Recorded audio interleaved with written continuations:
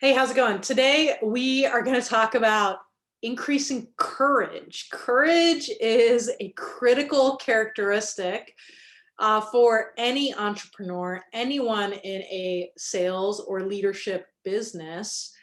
And people are struggling with that right now. So I think it's an important conversation to have. So let's get into it. What is courage? Merriam-Webster definition. Here we go. The mental or moral strength to venture, persevere, and withstand danger, fear, or difficulty.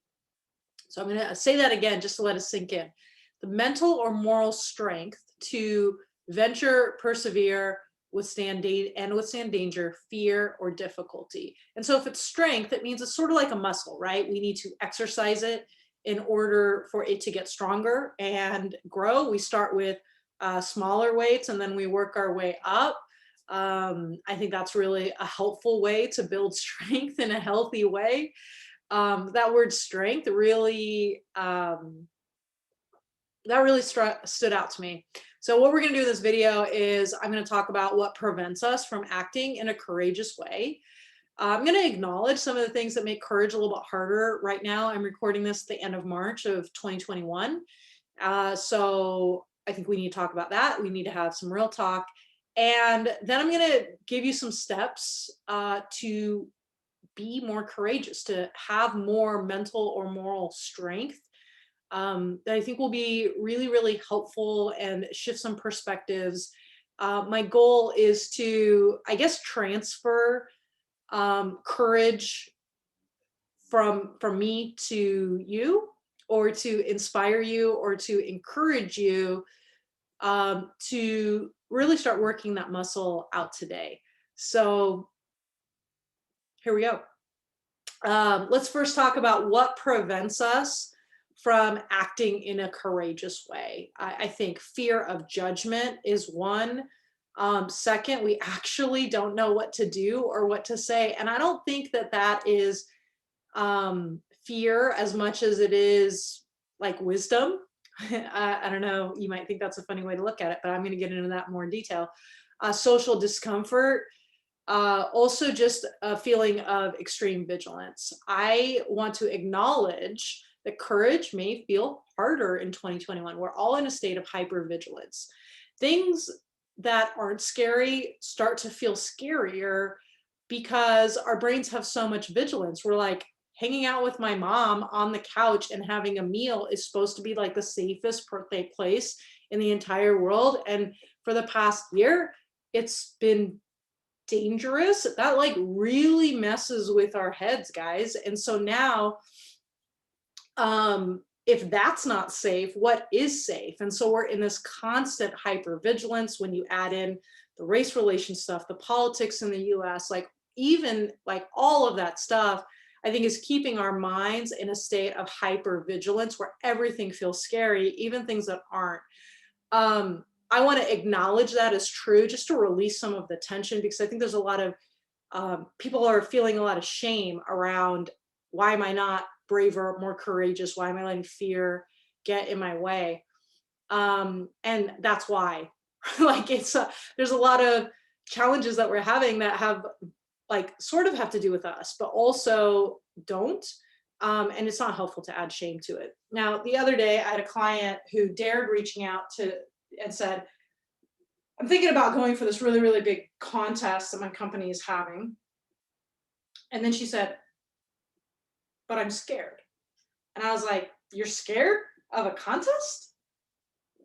I was like, is this, and this is a little snarky and I may get a little pushback for this, but I'm like, is this an aerosol, airborne virus that silently and invisibly spreads, demolishing, right, our compromised people and our economy and our mental wellness? And she's like, well, no. And I said, what are we afraid of? Right? Like, we're living through a time where like the things that used to be like, we're building courage because we're living through this historic time. And like, there are things that I think it's important that we set some context for what things are scary and what things are not scary. But that's hard because of the state that our brain is in right now. And I want to acknowledge that. But I also want to acknowledge many of the things that you think are scary, or that you think you need great courage. Maybe you don't need as much as you think. Maybe we just need to follow some steps and kind of leave that thought process or that feeling over to the side. So here are some steps to increase courage. Remember, courage is a muscle. So we're going to start with small exercises and build up courage, right? So we don't get too sore. So number one,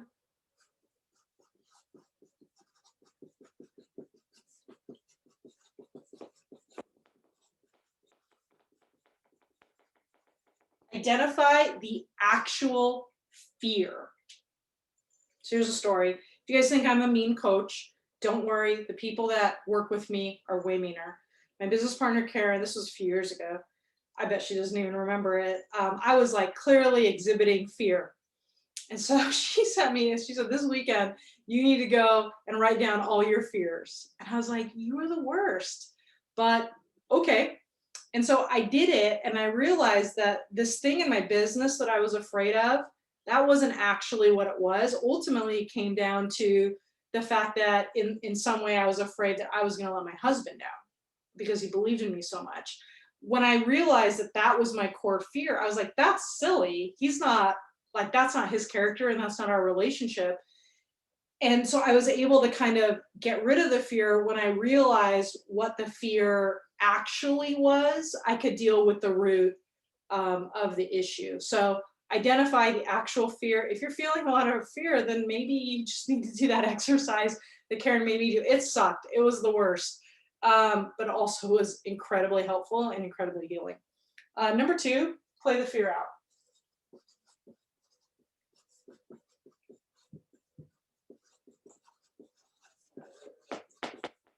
Play the fear out. So we'll say stuff like, I'm afraid of this thing. And what I like to do is say, okay, and then what'll happen? And then what'll happen? And then what'll happen? I did this with my younger daughter, Haley. She's 8. They recently earned their black belt. So excuse me, Sensei Haley.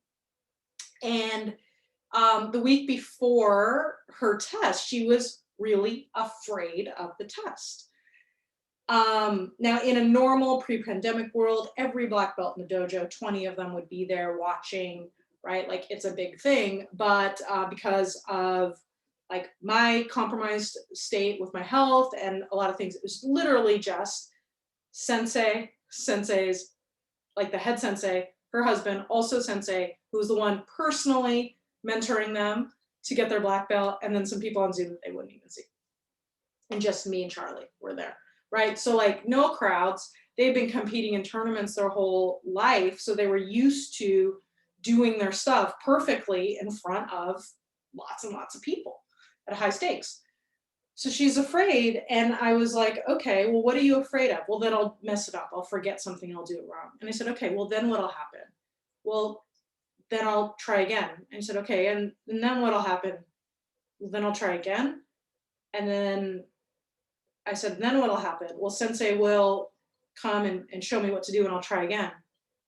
And I said, okay, well, do you already have the gray stripe on your belt that says you're good to go? She says, yes. So have you ever seen someone like go through this test, sensei not help them pass it, and not get their black belt? No.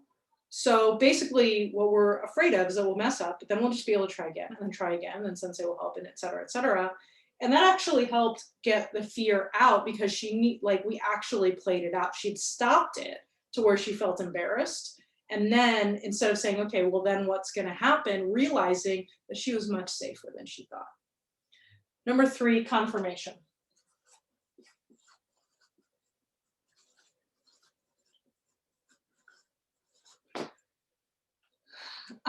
Sometimes we kind of like, we think we're afraid, but we actually have this like, I just want to make sure I'm doing the right thing. I don't think that's fear. I think that's integrity. And so what I recommend that, my clients do, and this is like if they're in private one-on-one or a mastermind, or even in our membership, they can just post what were they going to do and what they were going to say, and just wait for some expert confirmation. Like, is this the right move? This can be huge for confidence, right? And so I remember when I was writing my book, the book I wrote is called Customer First. Super, super proud of it, but I was terrified when I was writing it, which is actually sort of silly because like I've already established myself as a coach. I've already established all these principles, but it was challenging I was just super afraid because it was like permanent in writing, like who are you to think that whatever, right? Fear of judgment. Who are you to think that you are smart enough to write a book, etc.? Who are you to establish as authority? So I was really nervous. And I remember my business coach, Heather, and my business partner, Karen, they both basically said to me, we're not going to let you publish something that's bad. So so basically I would write and then I would be like, all right, what do you guys think? And I mean, they destroyed, like it was not it did not feel good, but it felt really, really good when I published because I had confirmation. I knew that it was good. That actually, while I like didn't love the process, it eliminated the fear. So when I went to go publish the book, I was excited because I knew that I had two really, really smart people make sure that there were no grammar, every sentence flowed, there was nothing that was unclear, and it turned out great. And we've only gotten positive feedback from it. So instead of just being like, feel the fear, do it anyways, blah, I hate that. I really do. There are some times where you just need to take a deep breath and act, but like when it comes to writing a book, right? I don't think feel the fear and do it anyways is a great strategy because I want to do excellent work that actually helps people, not just do stuff that like is haphazard. And so by working with my team and getting the confirmation of really, really smart people who read a lot of books, who are very picky about the books they read, it helped me to overcome that particular fear.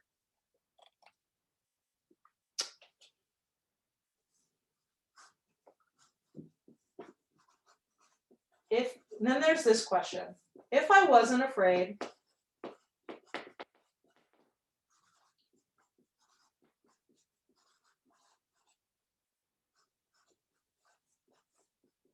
what would I do?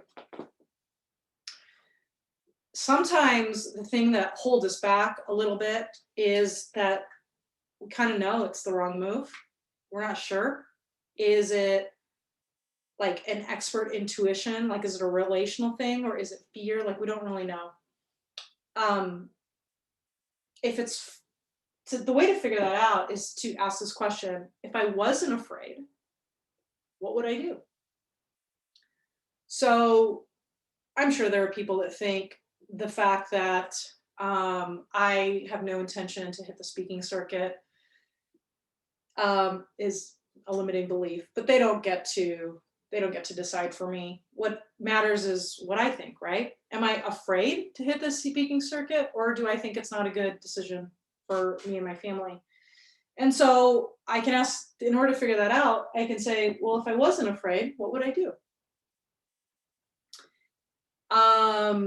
And this is really good for decision making. We can't take fear and promote fear to CEO of our business. We need to fire fear or demote fear, right? Maybe fear has its place in the mailroom or something, but not as CEO, not as the person who calls the shots, not on the executive team. And so if I were to ask myself, like, about traveling and speaking, if I wasn't afraid, what would I do? I'd still have no desire to do that. Because if I want to travel, I want to land at an all-inclusive vacation with my friends or my family, period. All right. Otherwise, I love my coaching practice. I love making these videos for you. I love working one-on-one with people. That's not fear. That is actually what I love to do. And but there are other things like removing a cap from a group, letting it, right? If my ideal is that it's 30 people, letting it go to 40 or 50 or even more, right? And that makes me afraid. And so, but if I ask the same question, like, if I wasn't afraid, what would I do? I'd let it run up. And so that really helps with decision making. So if you're thinking, okay, I have this friend who I think would be really great at this business, or I have this family member who I think my products are really going to help them. And you're afraid. I think if you ask yourself, if I wasn't afraid, what would I do? Is a great way to go about making that decision. Now, once you have the answer, you have a choice, right? You have a good decision. And now it's like, am I a champ or am I a chump? And what I do is once I say, if I wasn't afraid, what would I do? Well, I would or I wouldn't. If I wouldn't do it, it's gone. If I would, I would say, okay, Tasha, are you gonna be a champ or a chump? And then I do the thing. I actually get really, really nervous meeting new people. But this is the one that I use. When I went to the GoPro, I sat in the VIP section. My friend couldn't come because of a family emergency, so I was flying solo. Greatest fear, hate it. Oh my gosh, I was shaking. Then I ended up in the front and they were gonna do dancing. They were pulling people from the crowd. I'm like, dancing from all these people? No, no, no, terrified. So the next day, I actually found one of my clients who wasn't in the VIP section, was just like with her team. And I thought, oh, maybe I'll sit with them. And then I had to ask myself, if I wasn't afraid, what would I do? I took my scared butt down to the VIP section, and there was like, there's two people here, sitting here, and then there's two open seats. So I could take this one next to nobody and this one next to the person. And so I had to ask myself, if I wasn't afraid, what would I do? And so I went to that chair and I said to the lady, like, this person was there, this person was gone, their clothes were there, and then there's an open one. And I said, I don't know anyone here. Can I sit with you guys? She said, absolutely, we love that. How the story ends up going is we ended up becoming friends that conference. The person who was in the middle there is one of my clients. The person in the middle there is a master distributor for the company. The person that I asked was company owner who really believes in inclusivity. And it's been a blessing to me, my business. It's been a blessing to my client. It's been a blessing to her company, because I asked myself, if I wasn't afraid, what would I do? And when I think of all the times that I have, I guess the word is like hit big, right? Or whatever. I think sometimes I'll call it like playing out of my league a little bit. It's because of this question, right? If I wasn't afraid, what would I do? And that gives me some courage to say, you know, for a minute, I'm just going to act like that person and I'm just going to say hello. And I'm just going to say, would you like to have a conversation? And if they say no, it's okay. And if they don't, or if they say yes, then great. But this last question has probably been the one that has served me the best, really, in my entire life. If I wasn't afraid, what would I do? And then ask myself, Tasha, are you gonna be a champ or are you gonna be a chump? And I do what a champ does. Because ultimately, no matter how much I'm sweating making this video or coaching these individuals that I acquired by way of this question, I want to make a big impact and I want to do my best. And I can't do that if fear is the CEO of my business. So just to recap, identify your actual fear. If you want to increase your courage, play the fear out, get some expert confirmation that your next move is wise. And then ask yourself, if I wasn't afraid, what would I do? And do the thing. I hope this was helpful and encouraging and inspiring for you. Whatever that thing that you're afraid of, go for it. And if you guys need some help, let us know. We'll help you with the wording. Have a great day.